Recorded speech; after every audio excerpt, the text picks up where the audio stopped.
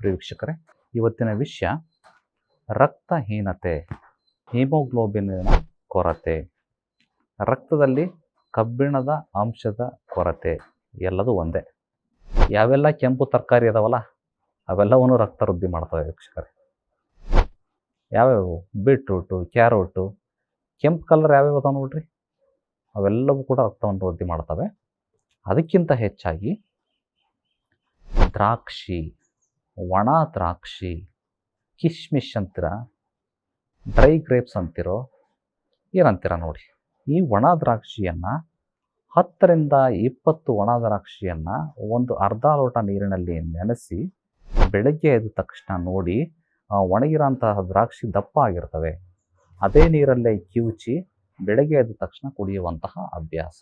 ಆ ನೀರಿನ ಜೊತೆಗೆ ದ್ರಾಕ್ಷಿಯನ್ನು ಕೂಡ ಹೀಗೆ ಸತತವಾಗಿ 3 ತಿಂಗಳು ಮಾಡಬೇಕು. 1 ವಾರ, 2 ವಾರ, 1 ತಿಂಗಳು, 2 ತಿಂಗಳು, ಇಟ್ಸ್ ಆಫ್ ನೋ ಯೂಸ್. 31 ದಿನ, 31 ದಿನ, 31 ದಿನ ಈ ರೀತಿ ಪುನರಾವರ್ತನೆ ಮಾಡಿ 3 ತಿಂಗಳು ಬಳಕೆ ಮಾಡಿರಿ ಅಂತಂದು ಅವತ್ತೇ ಹೇಳಿದರು.